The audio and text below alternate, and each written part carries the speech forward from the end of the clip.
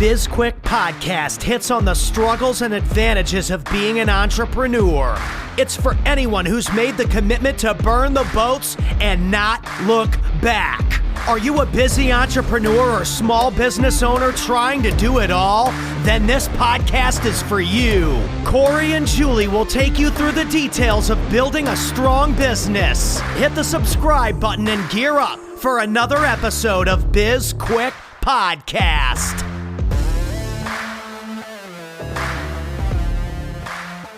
Hello and welcome to BizQuik. I'm Corey. I'm Julie. And if there's something wrong with the sound right now, we don't know what it is. We don't. But welcome to BizQuik. Yeah, welcome. We're glad you're here. Yeah, we have Pete Mohr on the show today. He is the host of Simplifying Entrepreneurship, a podcast. He's a former radio host, and he is basically a direct competitor with us. So it'll be interesting to talk to him. Do you think we can talk to him without letting him pitch his business at all? If he's as good as us, then no. Well, competition is good, though. It is. Because if you try to eliminate your competition, you're really just eliminating yourself. Did Shaq say that? Shaquille O'Neal? Yes. Yeah, in the movie Space Jam. There you go. I don't think so. I read it in a book, and it feels like it's true. I trust the source. Yes. Yeah. A book done. I read a lot. I don't know if you know that about me. I do. Yeah. So Okay. anyway, yeah. So let's talk about simplifying stuff, making things easier. Well, yeah, let's talk about it. Interestingly enough, I had a long conversation about simplifying last night because, as you know, but maybe our listeners don't, I am in a year-long coaching program with Tony Watley. And yes, even coaches need coaching. It's like therapists need to go to therapy. Yeah. So we talked a lot about how sometimes in order to get further ahead faster, you need to, the answer is simplifying, right? Versus, we've done a lot of, hey, let's open this, let's try this, let's do this, right? Throwing more things at it, which I think is common for new entrepreneurs or, new businesses. Let's try this, let's try that, because you're pulling every lever you can. And then at some point, you got to take a step back and say, we need to streamline and simplify. We've got too much going on. There's too many things. What we're doing is probably, if it's confusing to us, it's definitely confusing to our either potential customers or our existing ones. And so just simplifying, I think, is a really good way to kind of niche down on what you're doing and get better at serving your clients. So how would you, where do we start when it comes to prioritizing how to simplify? Like where do I trim the fat? Well, I think, okay, so let's just use us as an example that you can look at it from two perspectives. And I'll tell you what Tony's recommendation is for, entrepreneurs and small business owners. But the first thing is you can look at it from what's the thing that's making us the most money, right? And then that's your main focus, right? Now, depending on where you are from a revenue perspective, if you're going to focus on the thing that's making you the most, if you're trying to either just get a little bit ahead or, get some separation between, being month to month and making sure you've got enough money to make payroll versus, having a comfortable, having more operating cash is probably the best way to say it. Then a really good thing to look at is what makes us the most money, right? What has the highest margin? Are we doing the most for people? The other way you can look at it is what is the thing that we are the best at and or enjoy doing the most, right? Because what makes us the most money may not be the thing we like doing the most. And so you got to figure out which is more important and which makes more sense, right? So that's where I would start looking at it, right? And then so there's services and products or offerings and simplifying that. But then there's also simplifying the, back end work in terms of like, do we really need to be on and this is global we, this is not you and me specifically. I mean, do you really need to be on 57 different social media channels? No. Do you really, it's like all the things. So looking at that, so it's sort of a external simplification of what you're offering and an internal simplification of what you're doing. Okay, so I've got my robot answer for this question, but Sure I want to you do. hear it from you. When it comes to factoring in things like getting more sleep, that's important. That will make you more productive. That will pay for it itself. And instead of staying up until 2 or 3 in the morning working on X, Y, or Z, I'm going to go to bed early and I'm going to start off tomorrow like on a good foot. How do you measure that? How do you determine what's more important, like when it comes to things that are a little more subjective? Are you talking specifically like sleep? Anything. So the number one thing is I don't really negotiate on my sleep, right? Like I'm 7 hours. I'm kind of an asshole if I don't get 7 hours. I could go on 6. Your face tells me that that is a correct statement. So I don't compromise my sleep, because sleep to me is the number one factor when it comes to your health, your overall health, is the amount of sleep you're getting. People who like take pride in sleeping 2 or 3 hours a night, they don't realize how big of jerks they are and how unhealthy they are. Well, and I mean, there are certain people out there who can exist off of 3 hours of sleep. Well, they're a rarity. They're not near as common as entrepreneurs would like to make you think. Yes, I agree. But for me, it is, I think initially, and I know we have very different views on this, initially right now, what's more important to me is getting our business in a steady state where we are able to hire more people on the team to take more of the work off of us. And so I'm still in that I'm willing to sacrifice a lot of like my personal life and things like that for the greater good of the business. You've got a lot more on your plate in terms of you're opening the restaurant. But I think your balance is that you need to you have an easier time shutting things off, just taking the personal time. Whereas I'm like, oh, I got to do that. So I'm not great at it, but I'm also willing to admit that for right now, running the business is a higher priority for me than having a personal life. Sure. Yeah. Did that answer your question? I don't think so, but I forgot the question. that was a good story. I talked so long, I forgot the question. Yeah, I think that we're going to have to shut this one down. We are going to have to shut this one down. And bring Pete on. Yeah, let's do that. But, all right. All right. We've launched a whole new coaching program aimed at helping small business owners accelerate their revenue. This one-on-one, well, technically two, coaching is built around your schedule and your goals and will help keep you on track to make your business a success. There are no strings attached, no long commitments, and at $600 a month, it's priced perfectly for any small business owner. If you're struggling to find time to grow yourself and your business, or you want to find ways to improve your financial situation, head on over to sbpace.com/small-business-coaching to sign up. And welcome back to the show. We've got Pete Mohr on. What is happening, Pete? Oh, having a great day. It's a pleasure to be here. Thanks for having me. Excellent. We are excited to have you on the show, and we're going to jump right into it. So Julie and I were talking earlier about understanding what your time is worth and how important certain things are that we neglect, like sleep or family time, relaxing, that type of stuff. How do you put a value on that? Because getting enough sleep makes you more productive, but like people don't put enough value in that, in my opinion. Yeah. So one of the things that I do with most people that I coach with is we set up sort of frameworks around using your time properly and splitting it up into 3 different areas, which I call free time, flex time, and focus time. And from that perspective, some people will use that and say, I'm going to take a free day, or I'm going to take a focused day and, plug it in on their calendar, that kind of stuff. Or some people will just use it in blocks of time, like I'm going to take the afternoon off, so it's a free afternoon or focus afternoon or flex. And from the flex perspective, you're always trying to make your free time better or to make your focus time better. And that's how you use your flex time. But, time is a really interesting thing, and it's always now. We can't look back at how we used our time, and we can't really look ahead other than planning on how we're going to use our time, but the now is the present. And when we look at that sort of stuff, there's only 24 hours in a day. And Dean Jackson said this is where I first heard it, but there's only 24 hours in a day. You can't use more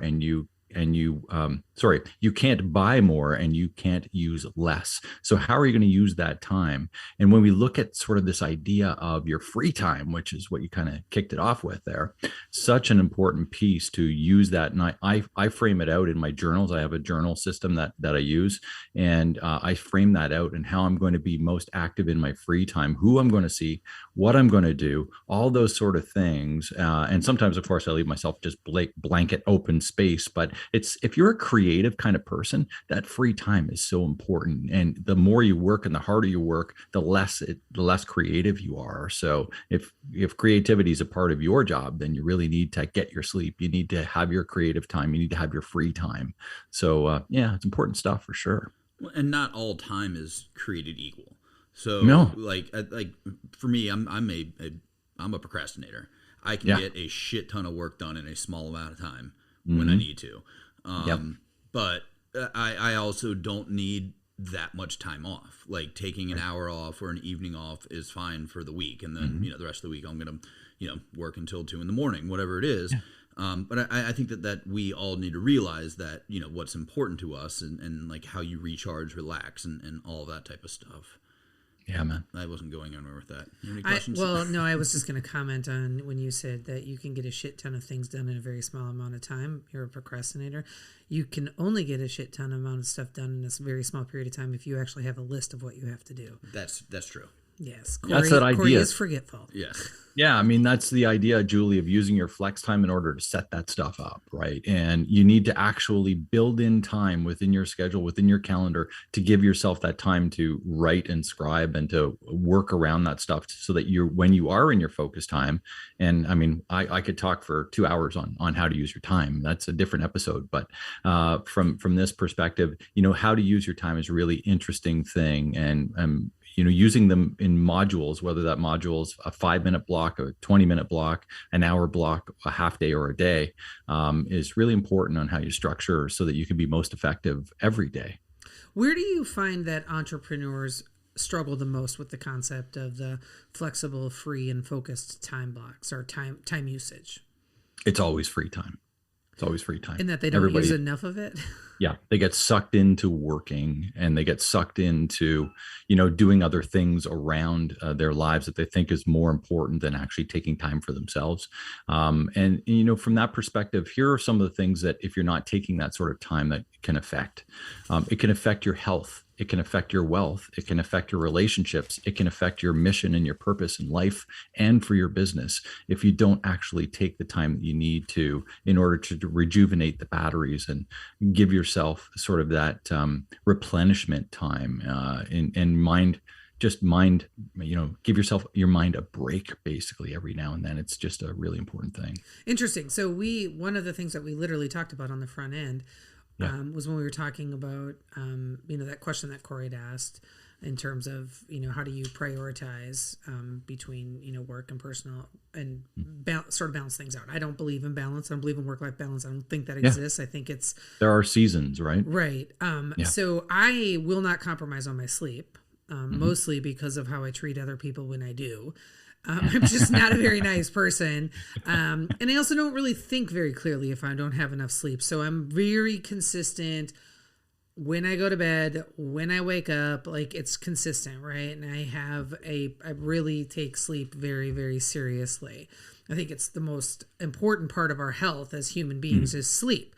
But I also, on the flip side of that sleep, I was telling Corey and our listeners that I am right now in the mindset of we are in growth mode of our business. And so for me, I am willing to spend less time with friends and family, really less time with family, if you catch my drift there. But I am not willing to sacrifice growing the business, right? So I put way more emphasis on work right now, knowing that there are other things that are falling by the wayside. Now, I still work out every day and take my care of my health. But my relationships, if you are not in my inner circle, you're probably not hearing a lot from me right now. And I'm okay with that. And if I lose some people along the way, I'm also okay with that. There'll be time for that. And I mean, like we said, there are seasons, and those seasons, sometimes we're busy and we have a busy season with our health. We have a busy season with our relationships. We have a busy season with our mission, with our business. We have a busy season, on all those different areas. And understanding, when you were talking about there's no real balance, but understanding what season you're in and how to manage the rest of those buckets, what I call buckets. The 1-page planner that I've created really has all those buckets on it, so that understanding what you want out of each of those buckets is the biggest starting point, so that when you are in a season, you can still be looking back at those other things and being conscious of them, I think, along the way. So all of that sort of stuff, crucial to being a leader in business. And when you talk about your health, I mean, I have an Oura ring on my hand. OURA is the name of that, and it's called the sleep ring. I'm very conscious of my sleep. I'm very conscious of my deep sleep, my REM sleep, all of those kind of things. I'm conscious about when I go to bed, when I wake up, how long did I sleep? A lot of that sort of stuff, really important to leading a proper team, because, there's a great old adage out there that I heard from Joe Polish, and he says, the person that has their health has 1,000 dreams, and the person that does not has but one. And I think that's really important, because if you can't keep your health up, you can't run a good business. So yeah, sleep is a big part of that. I just want to know how much you got paid for that Aura. Yeah, no, I didn't get paid. I've been wearing it for 3 years. I love the thing. So I'm happy to share, because I think it's a great tool.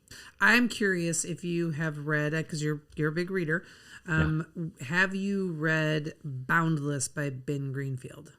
I have not. Cannot recommend it enough.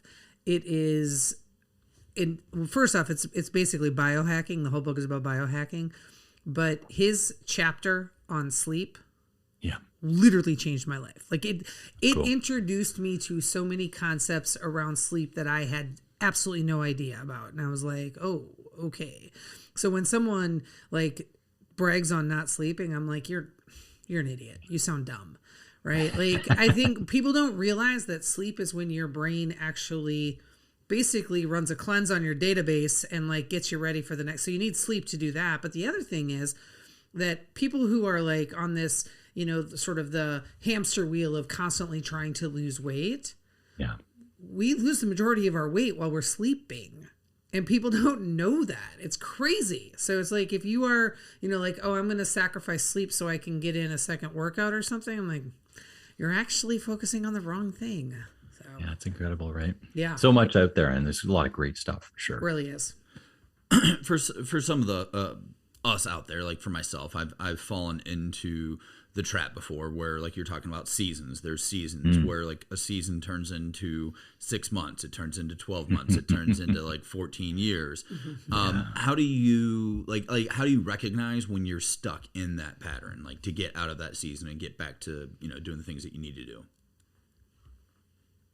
Well, I think just being conscious of what your goals are and setting goals that are time bound is the biggest thing. So, we've got a whole goal setting framework at Simplifying Entrepreneurship. And from that perspective, they need to have a specific time bound allotment. And when that happens, you're able to complete. And I think that's the biggest thing there is you're allowing yourself completion.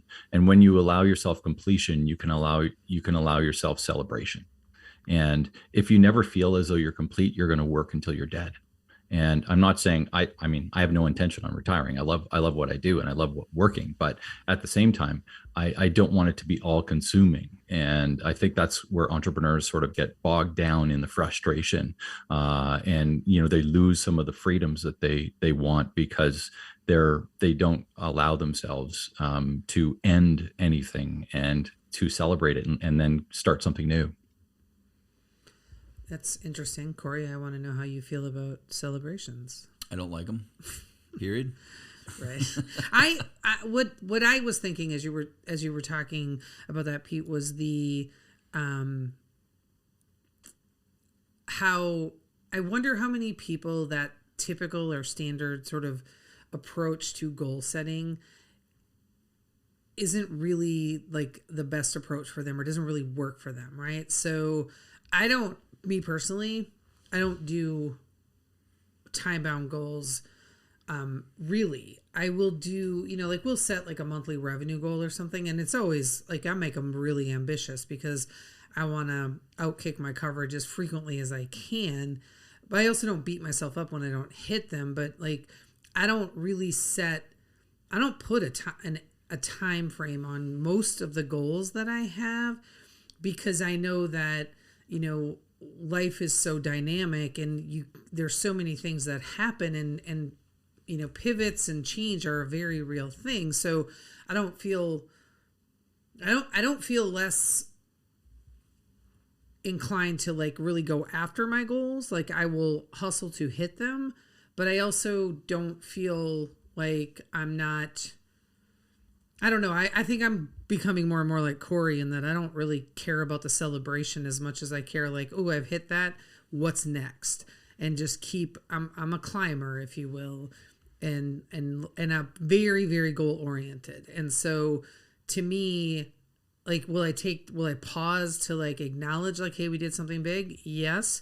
But it's becoming less and less because I feel like there's just more and more to do all the time. There's something more awesome you could be doing. Yes. And I don't know what that says about us, but I feel like it says something amazing. Well, I'm going to go out and say something crazy right now. What are you going to say? I'm going to mention Adam Carolla. Oh. Wait, who's Adam Carolla? The only podcast I listen to. Okay. I don't even listen to our own podcast. He doesn't. I know.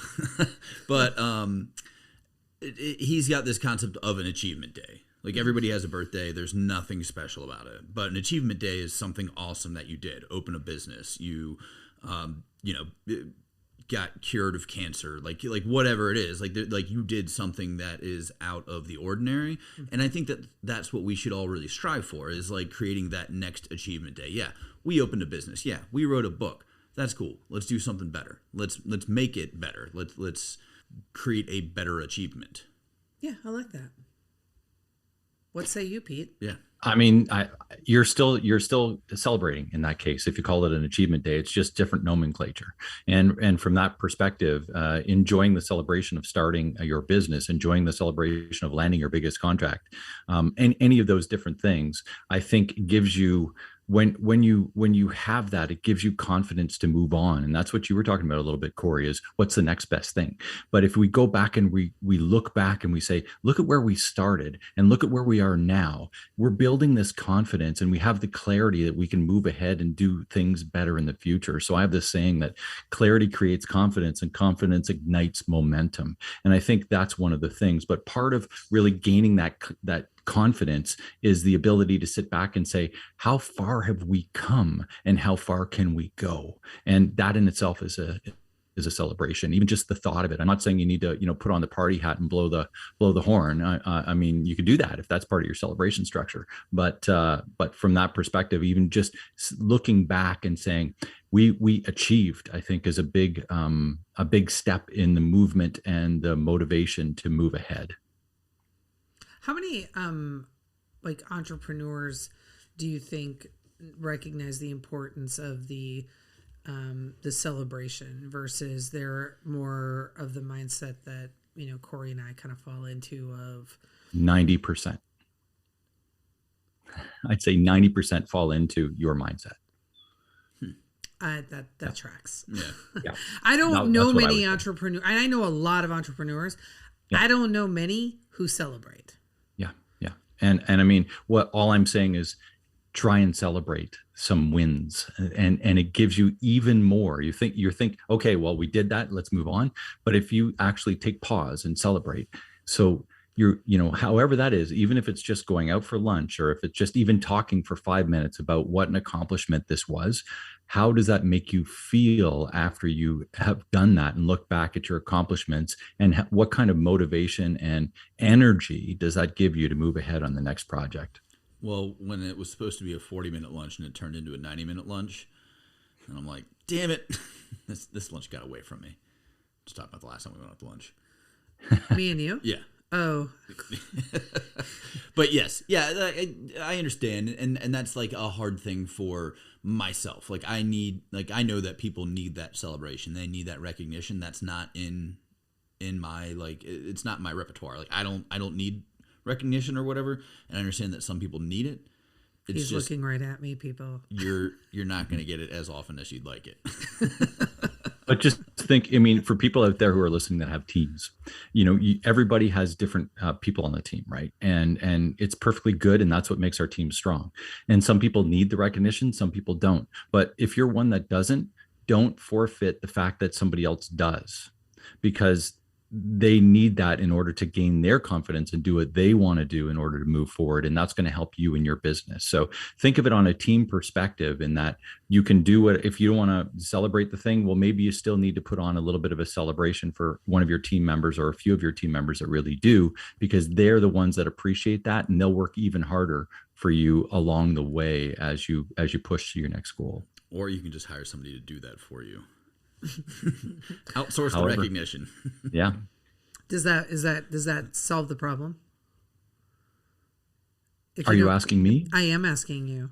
Is there a difference if you're on a team? Let's say that I have a team of 15 people, and 10 of the people on the team really need like that recognition and the praise, and like, hey, great job. Yeah. And 5 of them are like me, and they're like, what's next? Keep going, keep going. Does it matter if the recognition is coming from me, or if I am outsourcing that celebration and recognition to someone else?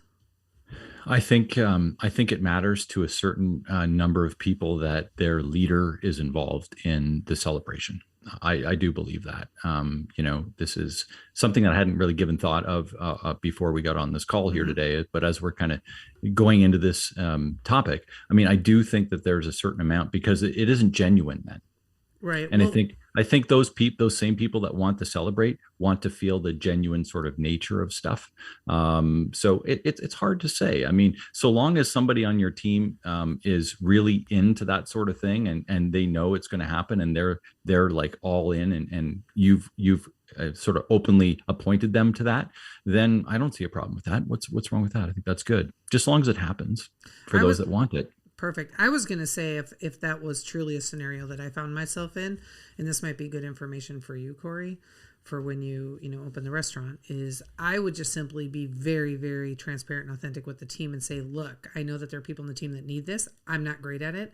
So I am going to make sure it's handled, but I will not be the one handling it myself. And it's not because I don't see it and don't care. It's because it's just not something I'm great at. And I'm What's wrong with that? Genuinely going to spend my genuinely hard-earned money to try and not be that genuine. Perfect. All right. Well, but I think that's a good way to do it, Corey. As leaders, we have to communicate, right? And that's our main job as leaders. So from that perspective, if you communicate with that and you tell them how it is and what's going to transpire, then they know what to expect. So I think that's great. Yeah. And I tell everybody that I work with that no news is good news. So if I didn't yell at you today, you did a good job. It's terrible. Cool. Take that home with you. As his business partner, I can tell you right now, Pete, it's terrible. It's terrible, because he needs no acknowledgement of anything, and I like to hear, you did a really good job with that. Thank you. I appreciate you, Julie. That's right. That's like 4 times in the past 2 days. And you have it on recording so you can listen to it every day. He's going to cut it out. Who are you kidding? Yep. All right. Before we drop, though, or before we end the podcast, is there anything we can do for you, Pete? Well, you can actually spread the word. We've got a great business assessment for those who are interested in learning more about their business, what they're doing really well, and what they're need some help with. And that's on my website. And I know you're putting all that good stuff in the show notes, but mohr.coach is my website. So you can slide on over there. That's the best thing you can do to help me out in my pursuit of what I'm working with and who I'm working with, simplifying entrepreneurship for everybody. Awesome. And thank you to all of our listeners. And like Pete said, all of that's going to be in the show notes. Yeah. And if you are interested in working with us, go ahead and reach out to us on our website. And for those of you who aren't quite yet in that space where you're able to hire some help, we have a ton of free content, including this podcast, which you listen to all the time, and blogs and information-free downloads on our website. So go grab them. And honestly, none of it requires an email address. So you are free to get the information without even having to tell us who you are. You can also find us on LinkedIn, TikTok, Instagram, Facebook, and we have a YouTube channel. Don't forget to download and rate our podcast, subscribe and give us a review, and reach out to us about any topics that you might want us to cover, or if you want to be on the guest of the show, head on over to sbpace.com. There's another resource we have for you. It's a book. It's called Seriously, Now What? A Small Business Guide to Disaster Preparedness. It is a #1 Amazon bestseller. It has a digital download workbook. You can get it in paperback or Kindle. And if you've already read the book, go back to Amazon and rate and review it. All right, that's it for today's show. I'm Corey. I'm Julie. And this was BizQuik, helping small businesses across America.